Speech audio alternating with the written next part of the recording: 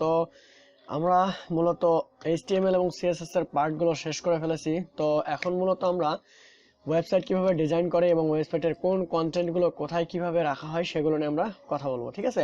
তো আপনি যদি আমার CSS এর সবগুলো টিউটোরিয়াল এবং HTML এর সবগুলো টিউটোরিয়াল না দেখে থাকেন তো অবশ্যই দেখবেন, এবং দেখার পরে আমরা এই ডিজাইনগুলো করতে পারবো, ঠিক আছে? তো ম্যানুয়ালি ডিজাইন করার জন্য যে জিনিসগুলো আমাদের প্রয়োজন হবে সেগুলো হচ্ছে নোটপ্যাড সম্পর্কে বেসিক তো নলেজ অবশ্যই থাকতে হবে, এবং খুব দ্রুত কোডিং করার সামর্থ্য থাকতে হবে, বা কিওয়ার্ডের যে কোডিং করার আপনার যে এক্সপেরিয়েন্স এটা অবশ্যই বেশি থাকতে হবে, কারণ প্রত্যেকটা কোড খুব দ্রুত লিখতে হবে, তাহলে একটা ওয়েবসাইট আমরা খুব তাড়াতাড়ি তৈরি করতে পারবো। তো ভিউয়ার্স, চলুন আজকে আমি আপনাদেরকে কয়েকটা ওয়েবসাইট দেখাবো যেগুলোর কাজ কমপ্লিট হয়ে গেছে। তো এই রকম ওয়েবসাইট আমরা তৈরি করব, ঠিক আছে? তো চলুন ফার্স্ট একটা ওয়েবসাইট ভিজিট করি আমরা। এই যে একটা ওয়েবসাইট, ঠিক আছে? এরকম ওয়েবসাইট আমরা তৈরি করতে পারবো, কোনো ব্যাপার না, ঠিক আছে? তো এইরকম একটা ওয়েবসাইট তৈরি করতে এখানে কতগুলো কোড আছে তা তো জানেনি। এখানে দেখেন ইন্সপেক্ট এলিমেন্টে গেলে দেখতে পারবো এখানে কতগুলো কোড আছে। তাহলে এই কোডগুলো লেখার জন্য অবশ্যই খুব শর্টকাটে লিখতে হবে এবং খুব দ্রুততার সাথে কোডগুলো লিখতে হবে। এখানে দেখুন, এই যে আপনি যদি হেডারের ভিতর তো এগুলো লিঙ্কিং করা আছে, বা এখানে যদি আপনি বডিতে যান, বডিতে গিয়ে সিম্পলি যদি HTML এর এডিট করেন, এখান থেকে দেখতে পারবেন যে কতগুলো কোড আছে এখানে, ঠিক আছে?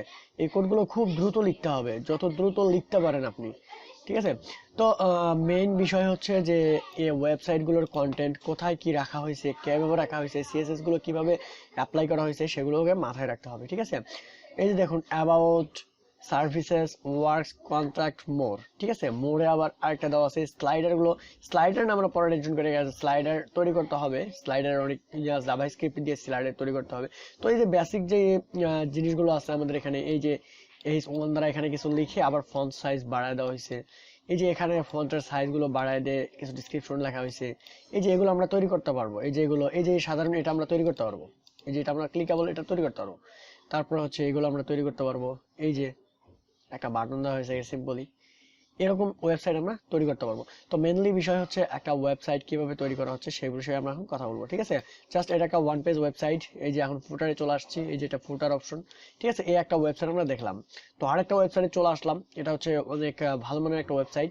এই দেখুন, এটা ডোমেইন প্রোভাইড করতেছে, এখানে হোস্টিং, ডোমেইন, প্রাইস, কন্ট্রাক্ট, এখানে দেখুন কি সুন্দর একটা, তাই না? সো এইভাবে মূলত ওয়েবসাইট গুলো ডিজাইন করা হয়। এই যে ওয়েবসাইট, এখানে হালকা একটু ইফেক্ট দেওয়া আছে,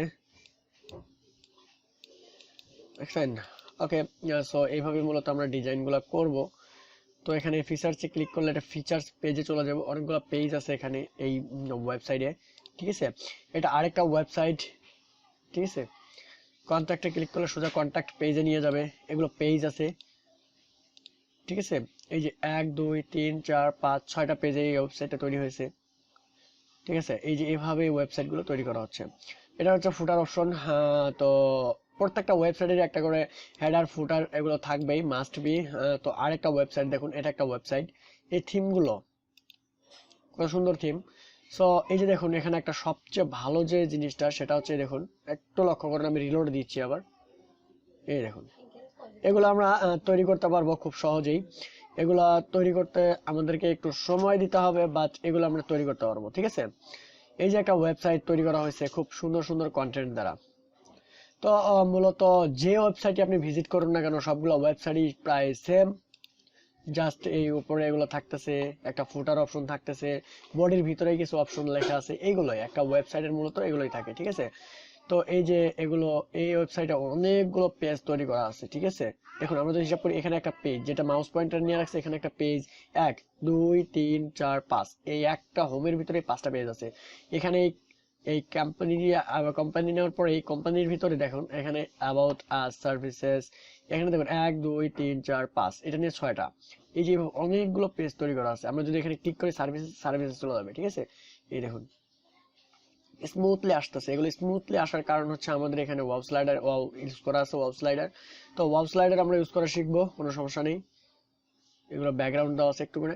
আচ্ছা, মেনলি হচ্ছে এইভাবে ওয়েবসাইট গুলো তৈরি করা হচ্ছে। এই যে একটা ওয়েবসাইট, এই ওয়েবসাইট গুলো এইভাবে তৈরি করা হচ্ছে, এই যে, ঠিক আছে? প্রত্যেকটা ওয়েবসাইট প্রায় সেম, ঠিক আছে? এই যে এগুলো আমরা তৈরি করতে পারবো, ওকে? তো মূলত বিষয় হচ্ছে আমাদের HTML এবং CSS কমপ্লিট করার পরে মূলত আমরা ওয়েবসাইট তৈরি করব। তো জাভাস্ক্রিপ্ট এর পরে থাকবে। তো আমরা মূলত HTML এবং CSS যা শিখছি এই দ্বারা দিয়ে আমরা কিছু টিউটোরিয়াল তৈরি করব, ঠিক আছে। টিউটোরিয়াল বলতে আমরা ফুল ওয়েবসাইট তৈরি করব HTML এবং CSS এর মাধ্যমে।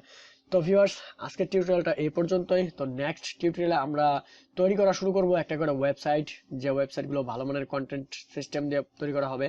তো অবশ্যই সেই পর্যন্ত সবাই ভালো থাকবেন এবং আমার ভিডিওগুলো কন্টিনিউ করে যাবেন।